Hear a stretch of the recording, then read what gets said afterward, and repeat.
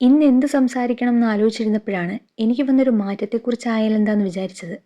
വേറൊന്നുമല്ല, വണ്ടി ഓടിക്കാൻ തീരെ താല്പര്യമില്ലാതിരുന്ന എന്നെ ഡ്രൈവിംഗ് പഠിപ്പിച്ചതും ലൈസൻസ് എടുത്ത് തന്നതും ഒക്കെ എൻ്റെ അച്ഛനാണ്. വണ്ടി ഓടിക്കാൻ മടി പിടിച്ചിരിക്കുന്ന ഞാൻ വണ്ടി ഓടിച്ച് കാണണം എന്ന് ഏറ്റവും കൂടുതൽ ആഗ്രഹിച്ചതും അച്ഛൻ തന്നെയാണ്. സത്യത്തിൽ അത് എത്ര നല്ല കാര്യമാണെന്ന് മനസ്സിലാക്കാൻ തന്നെ ഞാൻ ഏറെ വൈകി.